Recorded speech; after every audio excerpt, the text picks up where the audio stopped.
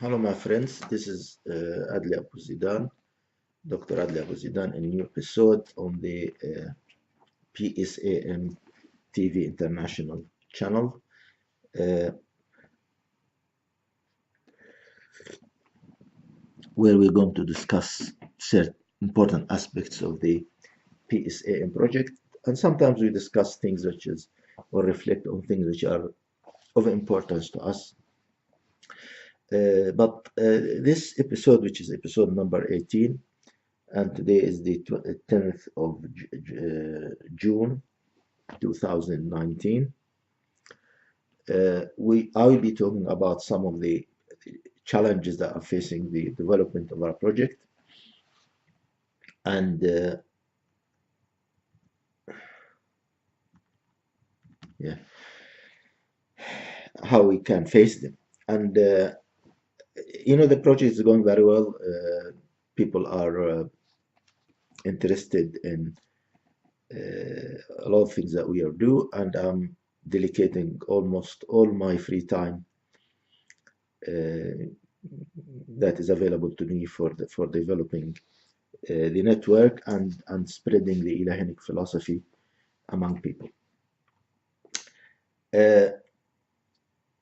So we have I think personally that we have clarified the first initial phase. We have established the this Ilahinic philosophy and the movement based on it. It is established now in life. It is a reality. We have people who follow the teachings of the Ilahinic philosophy. We have people who are committed to this social movement of change all over the world. Surely not. I mean, number-wise, we are not really huge in numbers. Probably a couple of hundreds people. But what is important that the movement is spreading through the whole of the globe. We have members almost in every country, and we are getting a lot of interest from the people. Our members are developing, even at the personal level, they're becoming greater members of the human race in their achievements. The entrepreneurs among them are succeeding in their companies. The academicians among them are succeeding in producing science to the world. Even other people who have humble kind of jobs, they're really successful in their work. So things are going very great for the movement, and the issue of numbers are not really that much of focus in my work. I believe more in the quality than the quantity, and what is important for us is to have people who are committed and really living this Ilahinic philosophy and try to exemplify their life with it through their actions and through the way they deal with other people. So we have great success at that stage, at that level. Uh, Surely I'm ambitious and I like to do more than that, just that. We are hoping that our movement will become one day a truly global movement with thousands and thousands of followers in the world and around the world, if not millions and millions.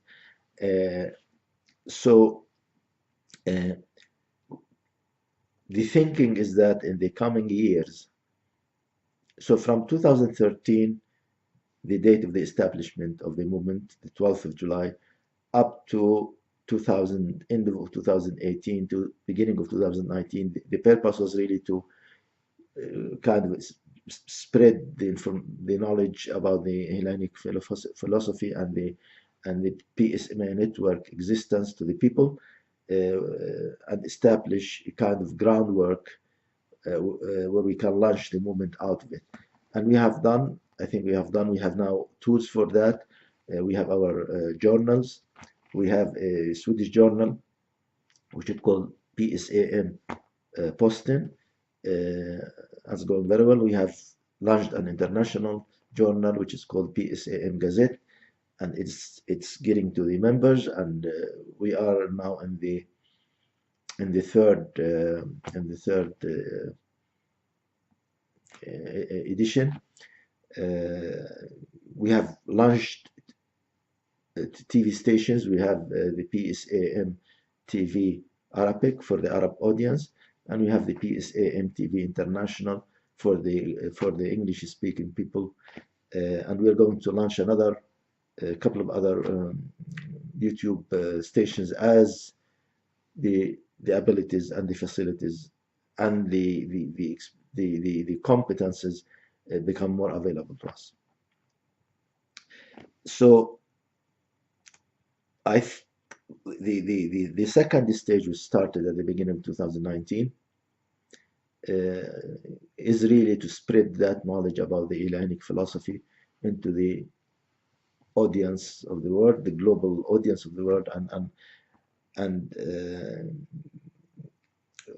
and establish us really as a truly global movement. And we have basically, you know, this coming stage of expansion has three basic challenges, and I'm going to address each of them in separate episodes because they are important. I'll talk about, I will mention them now, but I'm going to talk now about the first one. The other two, I'll see when is the time suitable to address them. But the three main challenges that really are facing us to expand from this very committed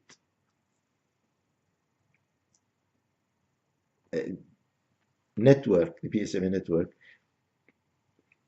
from being a network of the most beautiful and most humble people, to becoming even a more global movement, touching everybody's life on this globe. You know, that is the second phase, and that is where the challenge is now, from 2019 and upward. And these three challenges are recruitment, leadership issues, and financing. Recruitment, leadership issues, and financing. Now, these are really hinders that we have to surpass. We have to solve these three problems, otherwise we will not be able to succeed in this objective, or the objective for this second phase, which is spreading the light of Ilahinism and this new philosophy, so it can become really a major way of thinking in life. And I know this is a huge task. I know this is something colossal. I know that this is something, it's very wonderful, a dream, you know, and I am absorbed by this dream and try to facilitate it and really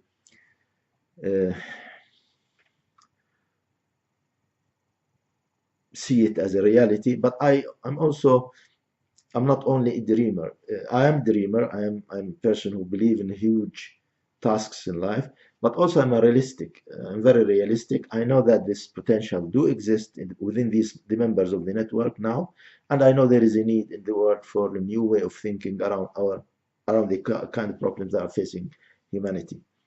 And I'm detailing that in these episodes. If you follow the episodes, you will find that in my talking, when I talk about for example, the goals of the project, when I talked about the advanced goals, for example, when I talked about things that are, you know, like environmental issues, like world peace issues, and even I talked about the issue of colonization of the space, or the extension of the human race beyond Earth. So we really very ambitious in our goals. We take very big questions, because I believe that the Ilahanic philosophy can tackle these issues, and we can really achieve a lot there.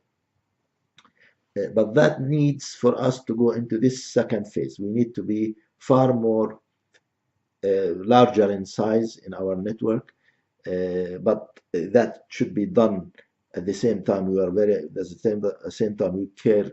We keep awareness of the quality issue, because I will never compromise the quality for the quantity at all. We need to have an expansion. We need to increase our numbers, but that should never be done by undermining our demand on the quality and a human basic morals and way of living. and the thing is to get that balance. We have to balance things. If we compromise on our demands on the quality of the people who becomes members, and I mean the quality, the moral equality, the commitment equality, these kind of qualities. We're not talking about social status or education level or power position. We're talking about the quality, human equality of the members. If we compromise on that for the sake of increasing the numbers, we end up having a movement which is really very weak and doesn't really live up to the values that it claims. So we need to have a good control on the quality, on the kind of people that we absorb into the movement. But at the same time, we cannot neglect quantities. We cannot say that this is not in concern. This is not of any concern to us, because numbers are important in giving us capacity and giving us resources and giving us the energy that is needed to fulfill our goals. So we need to have that balance all the time. And I'm trying myself to work that way, and I encourage everybody in the movement to do that. Now let me try to handle the issue of recruitment in this episode, and I'll see when I have the time to do the other things regarding leadership and regarding financial resources. Any movement of social change really goes through phases, and this is this is out of deep study of the social movements in the world since the early humanity. Any movement goes through phases. The first phase is the establishment or the birth of the movement itself. And usually this phase is limited in its scope. It's basically focuses on getting some people to believe in the idea, and often it is a person who's initiating the new idea and with a couple of people around him. And I give just historical examples, and this is, I don't mean we are in the same position, because there are differences, but from the development side of things, this is the same. And I'll give you two examples of that. I'll give you Christianity and give you Islam. The Christian faith, the whole of the Christianity as new religion or a new way of thinking, when it started by a person who was Jesus, and this person has a mission, and he started talking about his mission, and some people who believed in him gathered around him and tried together to produce or introduce this change to the world, or the idea itself to the world. And usually this stage, you have few number, you have the establisher, and you have few number of people around him who really believe in him. The same thing happened with Muhammad, the Prophet of Islam.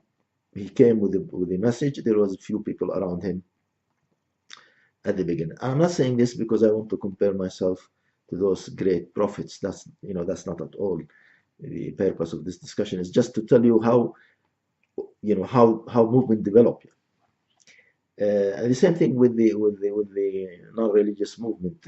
When Karl Marx started his writings about the relationship between labor and capital, just a few people were around him and believed in his belief, and these few people worked together to try to spread this knowledge. This is the earlier stage. It always depends on the effort that is done by the few, but the distinguished, often most of the greatness really in these societies, in these social movements, manifest itself in the couple of people who are working at this early stage, because things are very at its beginnings. There's a lot of problems, challenges. People need to be, very deeply convinced about what they're doing, because they feel that they are alone, that their voice is very low, that they don't have platforms where they can express themselves, and in the worst case, they can really be subjected to discrimination and subjected even to cruel treatment. Once that stage passed, people start seeing the commitment that this early group has. They start believe in what they believe. They feel their commitment and they feel their strength, and in that sense, the establisher really is the one who's bearing all this trust issue, because you really have to be very strong about his beliefs and truly believe in his message. Any doubts by the establisher or the people or the person who built the movement will be very dangerous in the at that early stage, because everybody is really looking at that individual for strength and for commitment and for belief. And I'm very aware of this. I'm aware that I have really to be very strong in my beliefs in the Hellenic philosophy. I have to be very committed, and I cannot at all allow for myself to be doubtful in any second, because any feelings of doubt or any feeling of losing hope would really hurt the rest of the group very tremendously. And that goes also for these early disciples or early people who are around me. We are working very hard really to keep the hope going on, and we are working very hard to work with ourselves and our inner words, so we never doubt about what we are doing.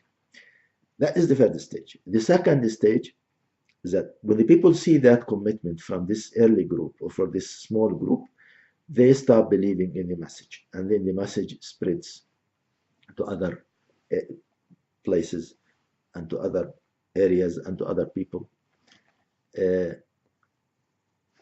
And when that number of people belonging to the message or belonging to the philosophy or belonging to the new idea or ideology becomes so huge, you get into a critical mass where the religion or the ideology or the philosophy or the way of thinking or the theory that is upon which this social movement is based becomes global movement, and it goes it how somehow clear out the danger, because then you have widespreading of the idea that physically it will become impossible just to eliminate the movement physically. I mean, surely you can hurt some members of this thinking in certain countries because we have certain rules, but you cannot really stop it of being a global movement. And we have example today of a global movement that is encompassing the whole earth, which is really forbidden in certain countries, and members may even pay price of their own life of living these by living these values. But because the movement is has passed this critical mass, there is no danger for the movement itself, although it is tragic that some of its members in certain areas of the world are subjected to inhumane dealing or treatment. We are in the second stage now. We have gone out from this first stage, critical stage. Our ideas and principles are spreading the word, and we need really to expand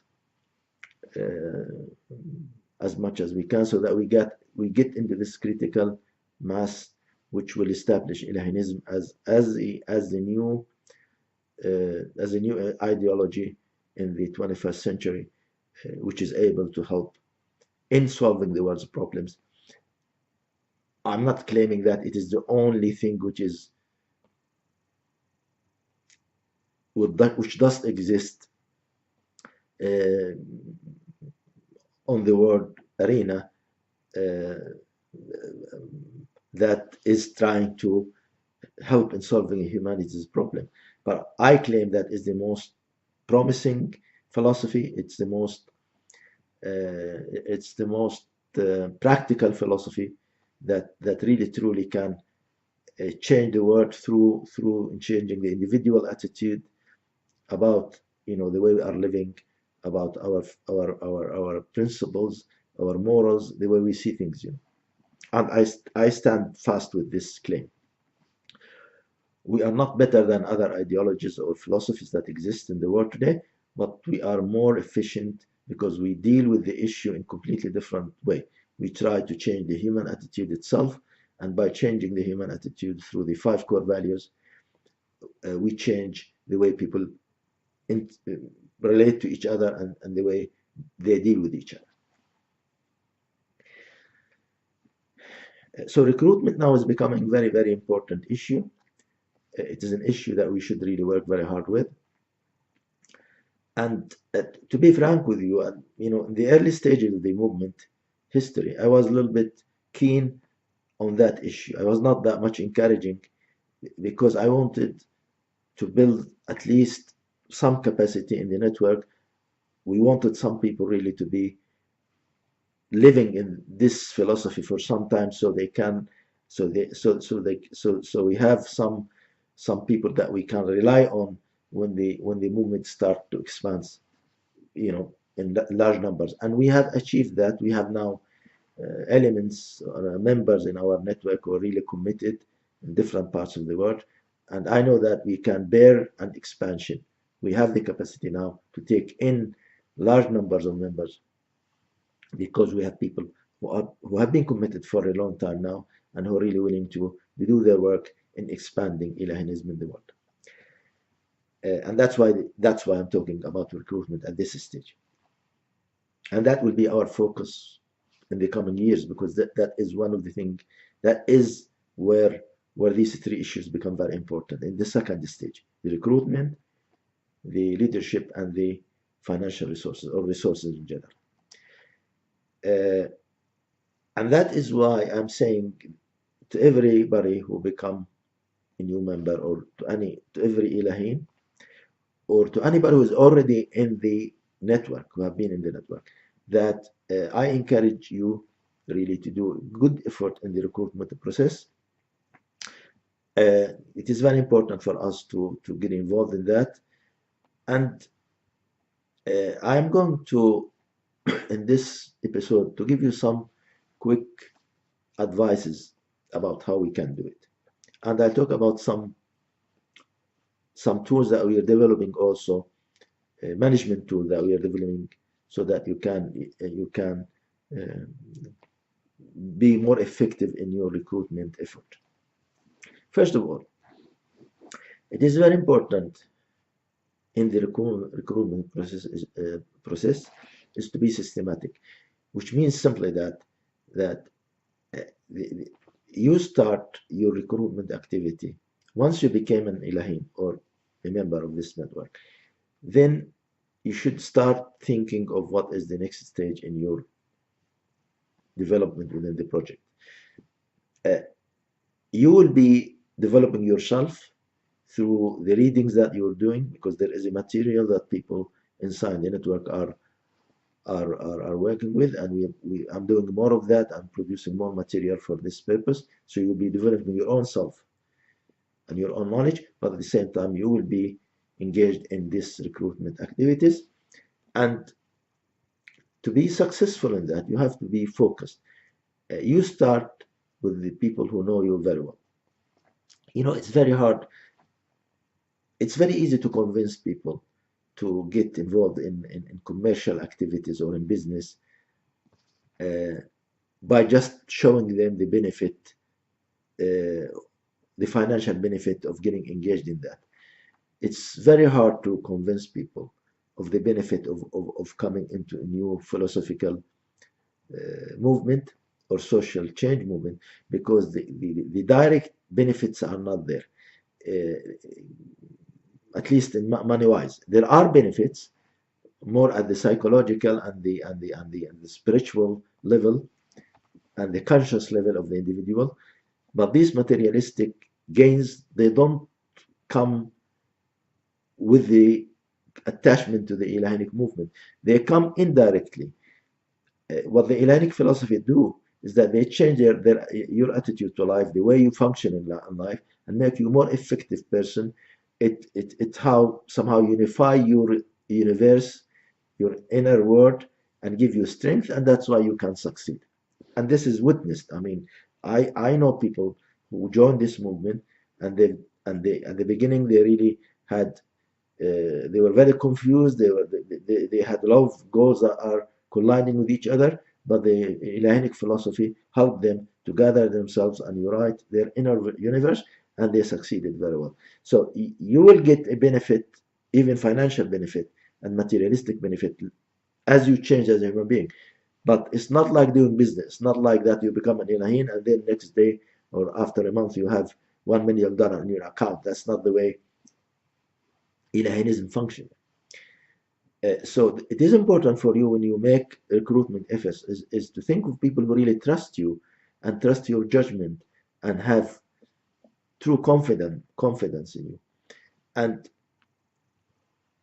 I advise you, once you became a member, once you proclaimed your desire to be a member of the network, and you know, being a member of the PSMA network doesn't really require anything more than that, just expressing your desire to be a member. We don't have complicated entrance or entry procedures. It's so simple, you know. You just tell the people or the person who connected you to the Ilahinic philosophy, yes, I want to be a member of this great movement, and that's enough for us. And we will consider you one of our network once you said that. And you can send it, you know, orally. You can tell it to people, or you can send an email to any of the ones who connected you to the movement, and from that things will, you know, will be took care of. So it is important that when you start your recruitment activity is to focus on the people who know you very well, who trust your judgment, who know that you have been good for them all their life, who know that you love them and you care for them, and you want them, and you want from them and for them the best in life. Your wife, your partner, brothers and sisters, daughters and sons, immediate people around you, your immediate family, your father, your mother, the closest friends to you, and colleagues in your work, the people who know you very well. Now, you don't need, you know, sometimes maybe you have a brother, for example, that you know from your experiences with him in life that he's very materialistic person. He really thinks only of money. That's the only focus in his life. And maybe you feel that he's not the best person to talk to. Don't talk to him. I mean, if you feel that this person is not that receptive to your ideas, then it's better to focus your effort on other people. You can have a brother who's not suitable for this movement, but have a friend who is suitable to you in this movement. So go to your friend. But if you have a brother who is suitable to be one of us, or become an Ilahin, or is able to absorb this new philosophy, then start with it. And you have to be very strategic. You need to spare time and effort. We don't want you to kind of run around and try to recruit everybody, because that will not work. Focus your efforts on people who know that they relate to you very well. They understand you. You have a common understanding of things. There's a lot of love between you, and there is a lot of trust between you, and that thing will make it easier for you. Because you know, if you start running to everybody that you know, you will consume your energy, and the light inside you, this goodness inside you, will be depleted very quickly, and then you find yourself tired and unable to do anything. That is the way I have been working all these years from 2013 up till now. And that's the way our Ilahins are working, the early Ilahins, the first disciples of this movement. We were focused about our efforts, and we tried to focus on people who we know very well, and people who we relate to. And even when I use the internet and use the Facebook to connect with other people, I always try to feel what kind of person I'm dealing with. I looked at their Facebook profiles. Even when I talk to them, I try to feel, how they see issues like spirituality, how they see issues like common destiny of humanity. What does occupies them? Is it the money? Is it the materialistic kind of life?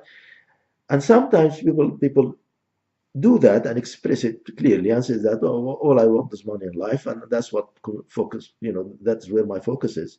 And you have to respect that, and you leave it there, and you leave it's important to be friendly with those people and never offend them and their thinking.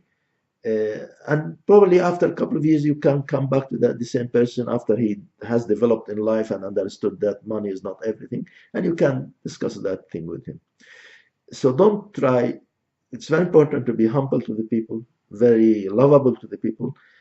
Our purpose is really to create an atmosphere of love and appreciation to everybody, even the ones who refuse our call. But focus on the ones who have the ability to understand the value of the Ilahinic philosophy and what we're trying to do. And you will find people. You will always find people. I always found people, in different layers around me. And you should not be disappointed. You can talk to a person one time and he's not fit. Maybe you talk with him after 1 year, he's more psychologically and more willing to work with you. So give people time. Don't push them. Try all the time to be supportive for them, and even if they don't become an Ilahins or members of this social movement, at least they become good friends of ours, and that is great achievement because these people are important also. It's not, we cannot get into everybody on this globe to be a member of the PSMA network or an Ilahinic loyal person or an Ilahin. We have to be also realistic, and it never happened even in the greatest movement of social change in the world that everybody on this planet became a member of it. That did not happen and would never happen. And that's why we have different idea systems in the world. But at least we won't get to the point where we have critical mass and where we feel that we have cleared this stage, which is very important, the recruitment stage or the expansion stage, until getting to this critical mass. And I don't have exact idea about what is this critical mass we're talking about, what is the numbers, and I'm thinking about it. I did not find the solution yet. I did not, even with all my readings, there is no real magical figure there. But I will keep thinking about it. I will keep researching about it, and maybe someday I will have the answer. If I don't have the answer, it doesn't make difference, because we should strive to expand as much as we can in the world. So that is important, is that you focus on the people who know that they have the qualities and the longing, and they are occupied by these questions. You may have a person who is appreciative to these kind of questions, but at this stage of his life or her life, he's occupied with other things. He have other kind of problems. Don't load him or her with that. Actually, you should be socially developed person and deal with him with love, and really try to stand by his side and help him clear his problems. And maybe later, maybe after he finish this critical period of his life, then he would have been able to put more effort with you. And I have really real examples of the early Ilahins or the early disciples of the project. I'm not going to mention names, one of the early members of the network. She's a great lady. When I met her the first time, she was going through a hard time. She had problems that she needed to solve in her relationship with people around her. And my focus at that stage is really to help her go through this process. And she went through it. She became a stronger person. She cleared out these problems. And I noticed that she kind of cleared this stage, and now she is in the mood really to give back. So she is more now interested in developing her work in the network. So we have to respect that in the people. And some of our ilahins, they start very active and then they go down in their activity and then they become back again to be more active. So it is a process. We are dealing with the human beings. We are dealing with people who have feelings. We are dealing with people who have they go through phases in their life, and that's why important. We have to respect that and adjust our recruitment activities so it is really matching their status and their way of thinking, and never cut the bridges. Never let your negative feeling go over when somebody says no to you. Never. Always keep the good thing. Always keep the love. And if you become captured by your negative feelings, there are people who give you a negative answer, then you really are not in the true ilahinic mode. You're not really showing true love to those people, because love means that you have to accept the person in the way he is, not in or her, and not in the way you want them to be. That is a true love. And we need to be true in our love to the people, because we claim that we have that this masjid has came to the world to save humanity, and we cannot do that if we let our negative feelings override our positive feelings, and our negativity override our positive thinking. And I know this is not easy, because it is the human nature to feel a little bit disappointed when somebody rejects you and reject your ideas, but we have to deal with this with ourselves. It's our own internal struggle that has to be all the time matching the great mission. So never lose positivity, never reflect your disappointment on your relationship with people. That is very important. And as I said before, my advice to my disciples and the people in the project is to be a little bit careful in spreading this light, the Ilahinic philosophy. We have cleared this stage now, so I think anybody who become an Ilahin or a disciple should immediately think of his recruitment activities. If he needed some time just to read some material to be a little bit more aware and more comfortable in the knowledge side of it, we don't have problem with that. But the intention of getting involved yourself into recruitment processes and recruitment activities should come immediately by becoming a member, because we are in need to push this activity as much as we can at this stage of our the development of our Ilahinic movement.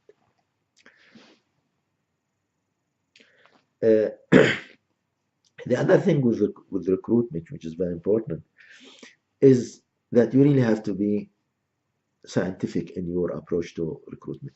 You know, some people are not used to work in a scientific way, and when they put goals in life, they don't have schemes, and they don't have processes, and they don't like to work with targets, and this doesn't work for somebody who wants to succeed in achieving certain goals in life. You need to be scientific, and in that sense, we need to use all the new management tools, all the sound management thinking, in order to facilitate a good recruitment process or propagation process.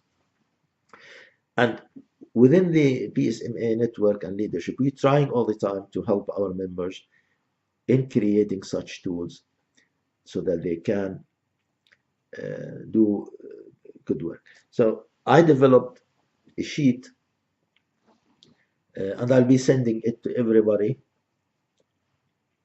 everyone in our network will receive this sheet as a PDF file, and then you can copy it as many times as you wish. And in this sheet, there is specifications for targets for 1 year or for 6 months and for 3 months, depends. But you need to have a target. For example, you can choose to put, once you got this sheet, and it's something you do for yourself. It's not the meaning is not that you should report to us about your recruitment activities. That's, we are not here to follow up your work or judge your activities. That's not the case. But it's only a tool to help you. So once you get that file or that sheet, you can, for example, decide, well, I want to recruit 4 new Ilahins to this movement. So you write 4 for the rest of 2019, for example. Next year, 2020, at the beginning of the year, you may think that, okay, now I have been in the movement for 1 year. I have now learned a lot. I feel myself more comfortable. Okay, my task will be recruiting 8 members. So you write 8 at the beginning of the year. At the end of the year, you check your real result with what was your objective. You said 8 people, recruiting 8 people, and then you ended up by recruiting 4 people. It's great. You've done great. It's not important to get into the figures that you wrote in the sheet. It's important that you have some figure in your mind that you're trying to work toward. That is the purpose of this management tool, is to help you have some reference point that you work toward it. And we will send this sheet to everybody. If you feel that you don't need that, you are a very spontaneous person, the way you're working, and you don't need these kind of tools, and you can take care of your recruitment activities, then go ahead and don't use it. We'll send it to everybody, but you don't have to use it. We feel it is useful. We feel that people can use it effectively, and that setting goals is very important in achieving tasks in a project, and that's how project management works actually. But at the same time, we don't want to force people to use it. We just give it as a tool, as an alternative. People who are comfortable with working without these tools, this is their personal choice.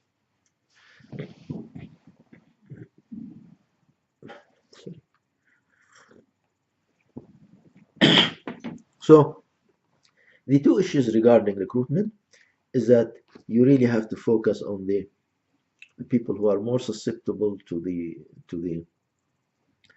listening to this new ideology, to this Ilahini movement profiling, and what we call people for, and not being so much occupied with people who are absorbing your energy, are not really that much interested. Naturally, you should start with people closest to you, people who know you most, people who trust you most. But that is not a necessity, because you can have people who are around you, your own brothers, your own sisters, your own mother, father, partner, wife, husband, and he is not susceptible to this kind of thinking. Don't waste too much time. Don't put too much energy, because you don't want to be consumed by negative feelings or by negative energy of people around you. Focus on the people who have good response, people who are positive in their thinking, people who are willingly open to new ideas and new way of thinking, and work with those people. And if you needed anything, contact us. We'll support you in anything. And even if you want advice, you have the emails, and you can connect with me anytime you wish. The other issue, which is related to recruitment, is that we're going to work with, we will try to work with management tools as an option. We are not forcing people to use it, but one of the management tools that I developed for the project is a sheet where people can put numbers, target numbers for the number of people they want to recruit. For example, if you can use it as an annual, each year you do it, or maybe each 6 months, or maybe even 3 months. These alternatives do exist, and you can match your achievements to the results that you projected at the beginning of the year. At the end of the year, you can look at what you have achieved, and then you think that, okay, I wrote at the beginning of 2019, I wrote that I want to recruit 5 people. I ended up recruiting 2. And these sheets are very important because they give you the ability to sit down and make a mental picture, because when you start recruiting, you just need to sit down with yourself and say, who are the people who are mostly probable, or people who are mostly interested in these ideas that Ilahianism cover. So and are very occupied with the big questions about life. So you start with these people, and this mental picture is very important. Before you start going into the process itself, you need to sit down and think of what are the people who are most close to my heart and my soul, and resemble me in the way I act in life. And you don't have to write that on, you don't need to sit down and write their names on paper. That's not what I mean. But it's important to have that mental list in your mind. And then you put the figures in the sheet accordingly. So if your mental mind list had 10 people, potential people who can be presented by this new philosophy, you put on the sheet, you put 10. So the number you put in the sheet is corresponding to this mental process that you started with before even you got into the recruitment process. And to help you, this mental list has to be related to the time. I mean, because you cannot sit down and think of all the possible people that you can talk to, because these numbers are changing every time, But at least you can have a mental list that is corresponding to work that you can do for 1 year, and you put the figures on the sheet. So if your mental list tells you that within 2019 I can talk to about 10 people who I know very well, then you write 10 in the sheet, and at the end of the 2019 you check the actual number of people who became members of the Ilahinic movement and the target. Beginning of 2020, you recreate a new mental list with the new knowledge of level of knowledge you gained through this process. And says, okay, this year 2020, I can even do better. I can call 20 persons to move to the Ilahinic movement, and you put that figure in your sheet, and then you do the process. We are trying to provide these management tools in all languages, but because of the strains because of the limits on the translation process, I do a lot of things in English, so I really don't have time to sit down and translate it. Not because I'm an Arab, so I can speak Arabic, but the problem is that I'm not used to type in Arabic context, so I don't have time for that. We started to cooperate with some members who have both English and Arabic, so that they can help us translate some of this material, and we're doing more of that. So this sheet, hopefully, I'll be able to translate it. We'll try to translate it into Arabic and into French and into Spanish and into international languages, so that we can spread it between our members. I think with that, this episode has reached its purpose. I'll be talking about leadership, and I'm talking about in another episode. I'll be talking about the problem of financing the resources. That's something for the future, and I'll see when I have the time to talk about it. Again, I will finish this episode by stressing the point that recruitment is very, very, very essential. It's very important activity, and the future of the Hellenic movement really depends on what we're going to do in the coming few years. Basically, what we're going to do in the coming 10 years, from 2019 to 2029. What we'll be doing this 10 years is going to determine the fate of the Hellenic movement, and in indirect way, it will touch also on the fate of humanity, because the kind of problems that humanity is facing is so colossal that we need a new way of thinking, a new philosophy coupled to our personal conscience. This is something that cannot be done anymore in the classical religions and classical idea systems, because they are built from the beginning on segmentation. They present different approaches to solving the problems, and we need a common philosophy that unites humanity and unites its forces into the good. We cannot face these global issues by being fragmented in our thinking. And the Hellenic philosophy unite human race in the abstract level, in the way they see life and the purpose of life, without negating or without eliminating or without challenging the fact that segmentation, variations in the human thinking, is a fact that can never be wiped out from the earth. It is part of the human nature, and it should be respected and loved, and it is important for enriching our life, and it is giving a lot of value to our individual life. But what is needed is something different at this stage of human history. We are needing a unifying philosophy, a philosophy that take the best of these segments and build from it a construct that is more complete, more integrated, more homogeneous in its nature, without neglecting or undermining the individual idea systems from which we drive these values and drive our thinking about the future.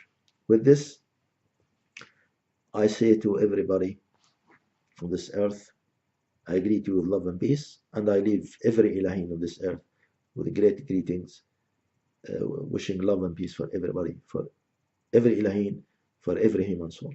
This is your brother in humanity, Dr. Adli Abouzeedan, in a new episode on the PSAM TV International.